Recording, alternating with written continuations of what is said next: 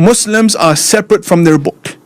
Ilhan Omar, give her the Quran. If she can read a page, I promise you, I'll shave my beard tomorrow. If she can read a page from the Holy Quran. If the majority of these extremists who are now fighting, from Chechnya and Al-Shabaab and Somalia, if they know the Arabic alphabet, let alone read the Quran, I'd apologize to you. These people are brainwashed by the Muslim Brotherhood, who knew very well how to hijack a religion, right? And the problems we're facing today, by the way, are 100 years old. 98 years old. We're 100 years behind. So we can start again, or we can just be realistic and say, okay, we either go to war against these guys ideologically, be more vocal against them, or we just sit back and let them destroy society. And I choose to not sit back, and I choose to speak out. This group, Rashida Tlaib, Ilhan Omar, Mamdani, and there was a time where I wouldn't even dirty my mouth with their names, but because it's our responsibility to raise awareness, I'll say this: these people are not for America, not for America. Anyone who narrates religious scripture to an American audience and wants to govern through those values, in other way imposing the verses of the Quran on Jews and Christians in a city like New York, that is pure Islamism. It's pure Islamism, and the whole idea, about but the context was refugees and being kind. No. There is no context. No, they're using the case of refugees and immigrants to advocate for a weaker New York, because that's exactly what is banned in Saudi Arabia. You can't be a Muslim Brotherhood sympathizer or supporter or be linked to an organization like CARE, which, by the way, God bless Texas Governor Greg Abbott and God bless Ron DeSantis for banning CARE and outlawing them and designating them as a terrorist organization, because that's exactly what they are. They're a terrorist entity. They've been banned in the Middle East and the UAE before America. So America, earlier I said, is heading in a right direction, because during the time of Obama and during the time of Biden, the Muslim Brotherhood was advising the White House. Imagine the fox advising you how to take care of your chickens. Right. Imagine that Bin Laden will come. That's it. Osama Bin Laden, Muslim Brotherhood. CARE, Muslim Brotherhood. That's it. Same ideology, same book, same scripture, same corpus. Same idols, same spiritual father, same books, same charter, same everything. So imagine Bin Laden advising you on national security in America. Right. That's crazy. It was outrageous. But that nonsense ended with Trump. And I think, raising awareness will prevent them from re-entering the White House again.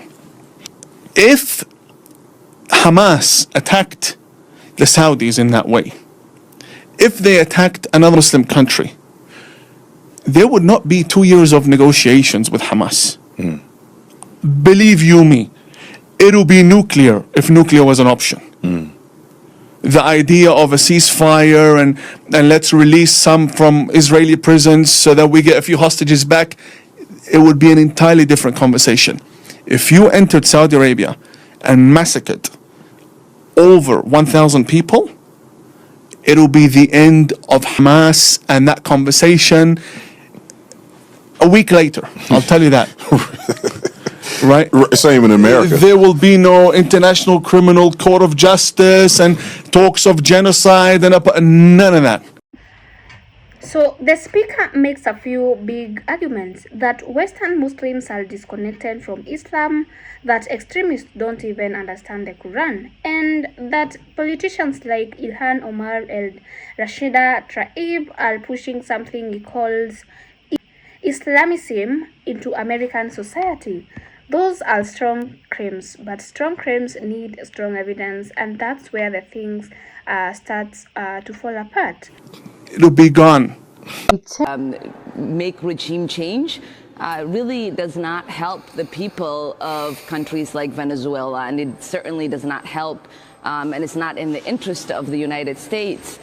For Ilhan Omar to make comments about a regime change is wild considering her family's history, and I figured not enough people know about her family's history, so let's recap. Her dad and her grandfather were both high-ranking military officials to the Bar regime, which killed over 200,000 people. They're most famous for the Isaac genocide, and they were like, it was the worst of the worst. Aerial bombings, executions, man-made famine. People massively suffered under this regime with the help of people like Ilhan Omar's family, who supported the regime and carried out this horror. Also, you want to know how Barr started out? As a socialist and then became a murderous dictator. I digress. They have family ties to this guy known as the Butcher of Hargeisa, and his whole shtick was kill all but the crows. So I don't know about you, but I've never been in public or at a public gathering with a butcher of people. So the suffering of the people of Somalia was so bad that there was a civil war and the regime was overthrown. Her family fled to first Kenya and then Minnesota, claiming they're like these asylum seekers, these poor people. No. They were fleeing to escape being held accountable for what they did. She was not oppressed. Her family, they were the oppressors. So for the Democratic Party to have her as a representative is insane to me. Like, that's who you want your party to represent. That's who you want to represent your party? Really? And the way that they've like rebranded her as, oh, this poor refugee.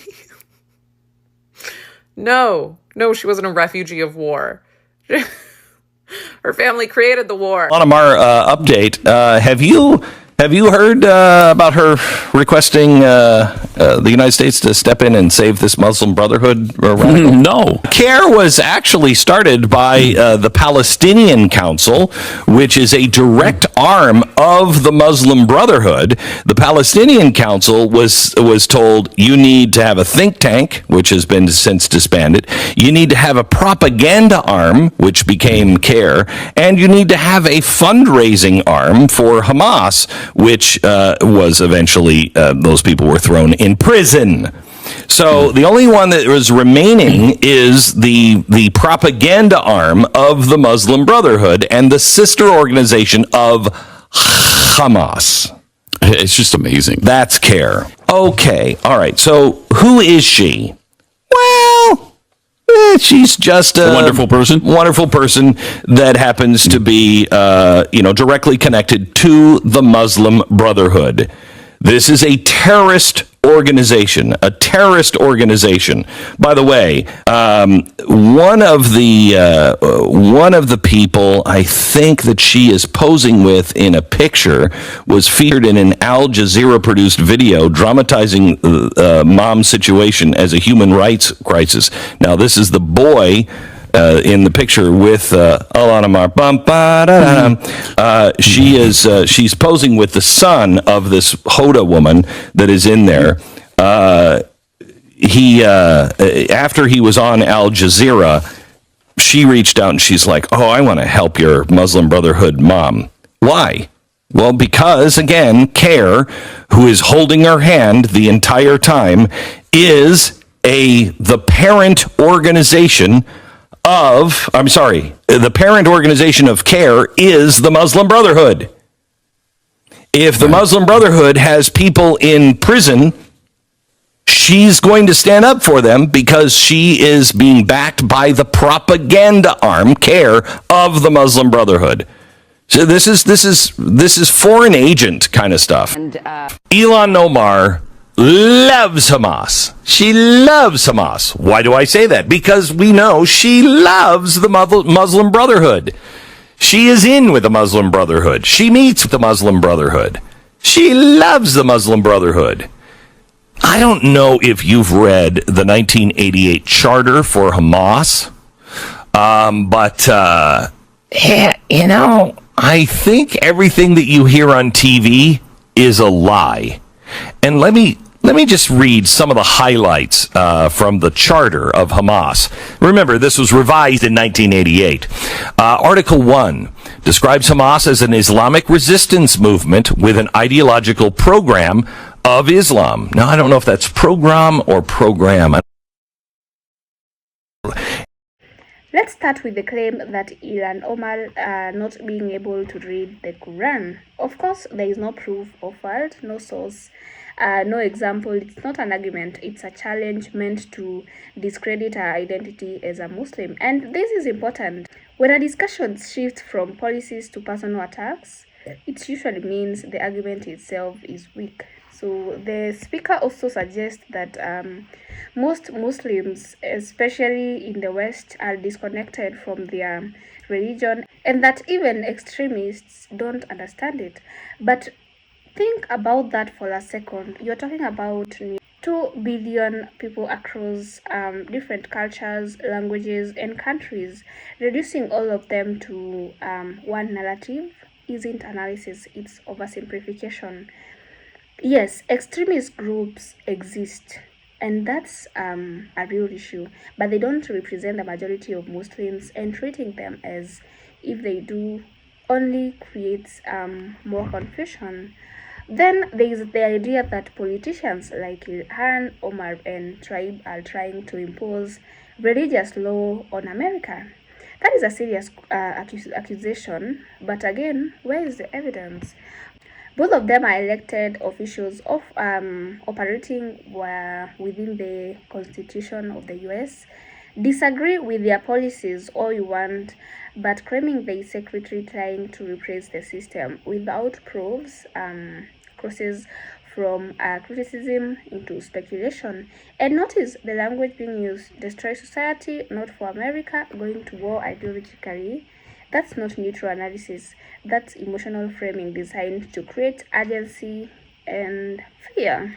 So now, to be fair, the speaker mentions real things like extremist groups and political movements in the Muslim world.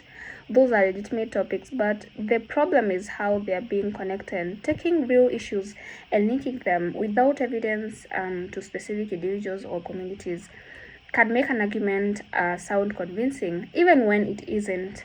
So what is actually being revealed here? Not a hidden truth, not new evidence, just a perspective, one that relies heavily on generalization, assumptions, and emotional language. And this is why it is important to slow down when you see headlines like exposed or shocking, because sometimes the real story isn't what's being revealed, it's how the message is being framed.